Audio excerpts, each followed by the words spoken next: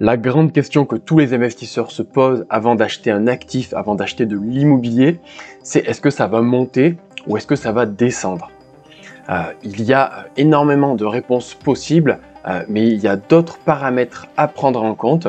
Mais dans cette vidéo, on va étudier un peu l'historique de l'immobilier, l'actif immobilier par rapport à d'autres actifs comme la bourse, les obligations, l'or, etc. pour voir lequel est le plus rentable. Et enfin, on verra quelle méthode on peut mettre en place pour battre les marchés de façon récurrente, année après année, et sur du long terme, vraiment s'enrichir et devenir millionnaire, multimillionnaire de façon patrimoniale grâce à l'immobilier. Donc tout d'abord, là, on a un premier graphique, comme vous pouvez le voir. Donc ça commence en 2014 et en fait, c'est le prix donc de l'immobilier par différentes classes d'actifs, c'est-à-dire par différents types d'immobilier. Par exemple, on a l'immobilier à Paris, on a Île-de-France hors Paris, le top 10 des villes de province, donc ça va être sur par exemple Lyon, Marseille, Toulouse, etc. Les banlieues, les stations de ski, stations balnéaires. Donc qu'est-ce qu'on voit? Donc depuis 2014 jusqu'à 2024 environ, en 10 ans, on voit que c'est les stations balnéaires, donc les stations sur la côte, qui ont le plus monté.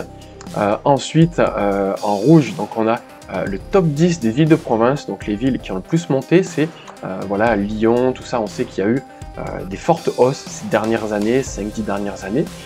En troisième position, on a les banlieues des top 10 de province, donc les banlieues des plus grosses villes de province.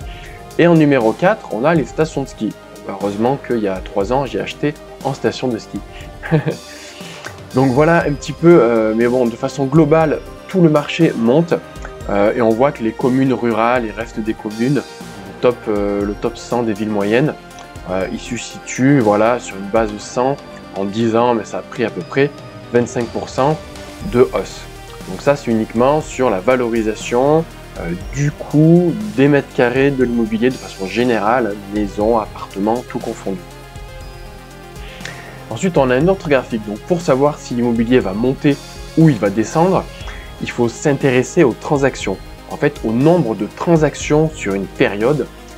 Plus il y a des transactions en augmentation d'année après année, plus l'immobilier va monter. Et si on baisse les volumes, si on baisse le volume de transactions, le volume de vente des logements, si ça baisse, ça annonce une baisse de l'immobilier. Donc on va le voir en détail. Donc, tu vois sur ce graphique ici, en 2002, on était environ sur 800 000 transactions par an. Donc c'est le nombre de logements anciens vendus en cumul sur 12 mois. Donc c'est sur 12 mois glissants. Tous les mois, on reprend les 12 mois en arrière, on regarde combien il y a eu de transactions. Hop, 12 mois en arrière, on avance encore 12 mois en arrière, etc. Donc on voit qu'on était sur 800 000. À partir de environ 2007, donc voilà, crise des subprimes, on voit que les volumes de transactions chutent. Donc voilà, le marché a peur, il y a une crise financière mondiale, le marché a peur, on stoppe les achats, on se dit on va attendre que ça passe, on préfère garder un peu d'épargne pour voir plus tard, plutôt que d'acheter des logements, dépenser, etc. Donc on chute jusqu'à, en août 2009, 564 000 transactions sur 12 mois glissants. Et ensuite on remonte au même niveau, donc en février 2012, 800 000, un peu plus de 800 000 transactions. Donc on va le voir sur les prix de l'immobilier. Donc on le voit par exemple en 2007, ici, donc ça a commencé à baisser, on va dire que ça a vraiment commencé à baisser ici. Donc voilà, fin 2007, début 2008, le volume des transactions. Et on voit également ici qu'on a la baisse de l'immobilier. Est-ce qu'on le voit sur d'autres graphiques? Non, on verra plus tard. Donc comme tu peux le voir, on a la baisse de l'immobilier qui est prédit par le nombre de transactions. Mais à chaque fois qu'on a une baisse des transactions, on a une hausse qui suit. Donc c'est ça qui est intéressant. Donc la hausse des transactions à partir de 2009 dans le prix de l'immobilier, donc 2009, voilà 2009, hop, on a la hausse de l'immobilier qui arrive. Donc en bleu, on a tout l'immobilier en France. Il ne fallait pas que je clique. Tout l'immobilier en France. Et en rouge, uniquement la ville de Paris. Donc on voit que le nombre de transactions est vraiment un gage pour l'avenir du prix de l'immobilier.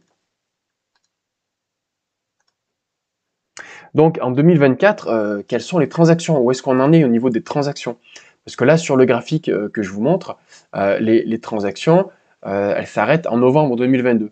Donc en 2022, on est à 1 100 000 transactions par an en France. Ok. Et donc là, nous, donc en 2024, donc les estimations, euh, on était sur une baisse des volumes en 2024 d'environ 10%. Mais donc en 2024, fin 2024, on arrive entre 765 000 et 780 000 transactions par an en 2024, par rapport en 2023 où on avait 875 000. Donc on voit qu'on a perdu quasiment 10%, et 1 150 000 en 2022. Donc en fait, si on baisse en dessous des 800 000, ça revient sur notre graphique qu'en 2024, on arrive ici. Donc on voit une belle baisse, effectivement, une belle baisse des transactions.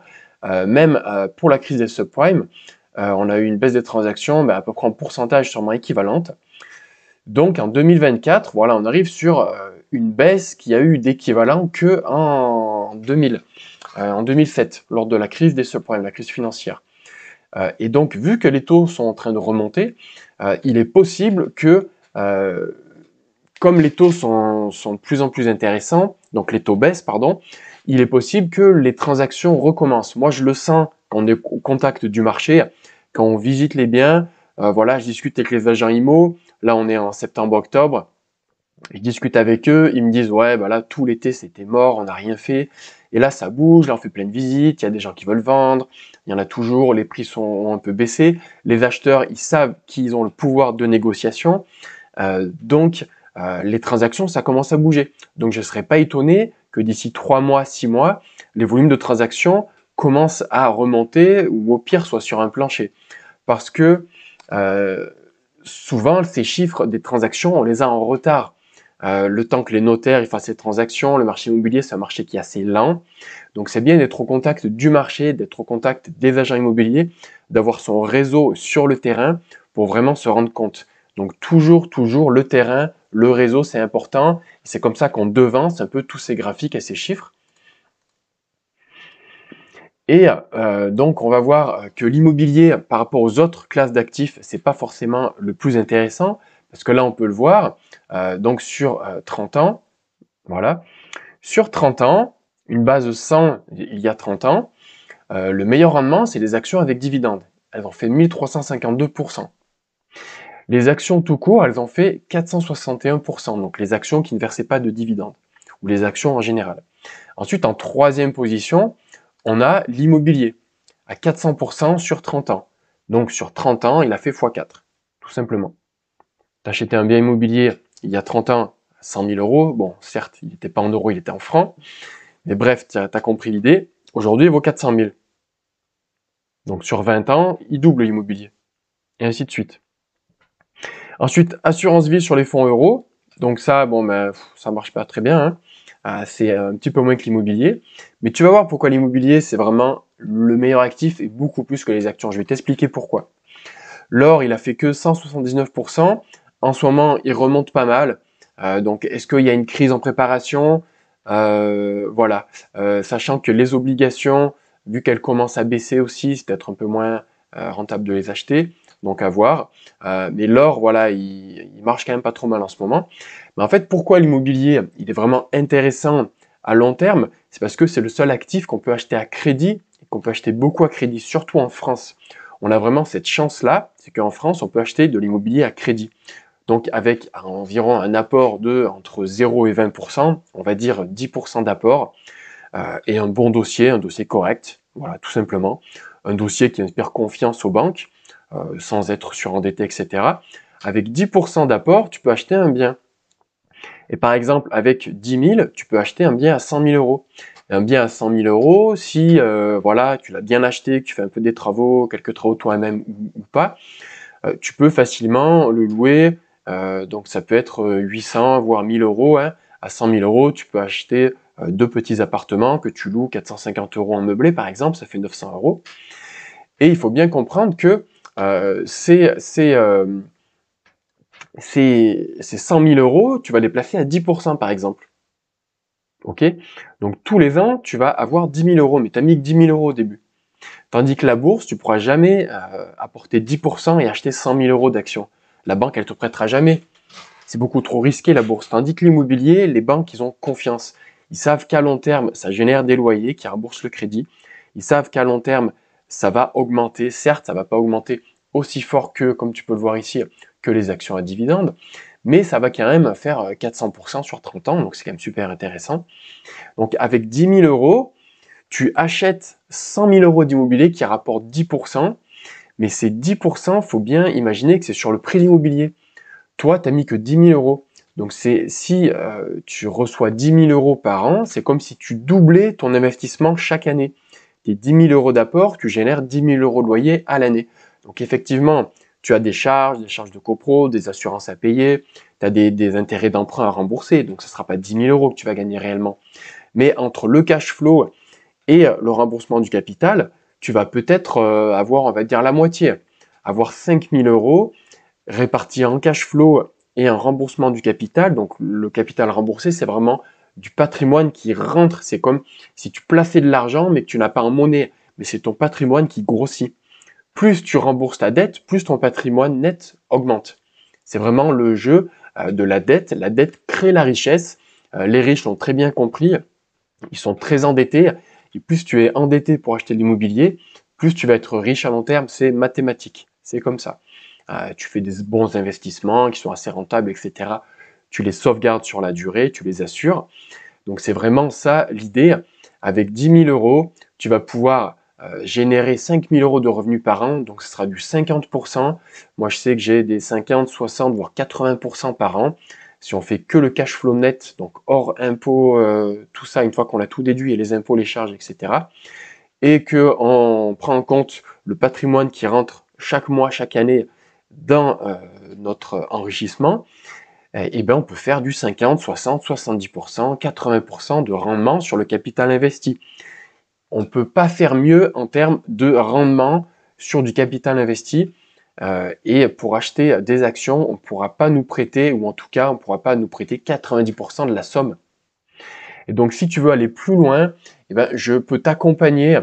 Donc, j'ai un programme d'accompagnement. Voilà, je propose, comme tu peux le voir, du coaching, une formation gratuite. Voilà, je t'incite à vraiment télécharger tous ces modèles. Il y aura des fichiers Excel de calcul de rentabilité. Je t'explique comment faire ton étude de marché. Donc ça, c'est vraiment gratuit. Donc, c'est le premier lien sous la vidéo. Et il y a plein de formations, donc des coachings individuels qui te posent des questions. Parce que voilà, c'est bien d'être accompagné en immobilier. Tu investis quand même des milliers d'euros et tu fais du levier bancaire, donc tu vas dépenser des dizaines de milliers d'euros. C'est bien d'être accompagné, ne serait-ce que prendre un accompagnement gratuit avec moi, un premier, et ensuite un deuxième à 97 euros. Ou alors prendre une formation, par exemple, uniquement sur la négociation, ou une formation uniquement sur l'étude de marché, ou encore une formation uniquement sur bien définir ta stratégie immobilière pour qu'à long terme, tu sois forcément gagnant. Ça évite bien des erreurs, et les erreurs en immobilier, elles coûtent cher. Donc, je t'invite à t'abonner pour avoir d'autres vidéos conseils. Je fais vraiment des vidéos sur l'immobilier, sur également la gestion des travaux. J'ai fait beaucoup de travaux moi-même, où je suis en tant que maître d'œuvre, où je gère mes différents artisans pour mes projets de rénovation. Mais j'achète également des immeubles de rapport, des appartements, des murs commerciaux. J'investis dans tout ce qu'on veut en immobilier, également dans des SCPI, j'ai investi en bourse, en obligations, etc. J'ai également de l'or en réserve qui dort un petit peu parce qu'il faut en avoir dans son patrimoine. Donc si tu veux que je t'accompagne, c'est avec plaisir. Tu as le choix, donc regarde les liens dans la description et on se retrouve très bientôt.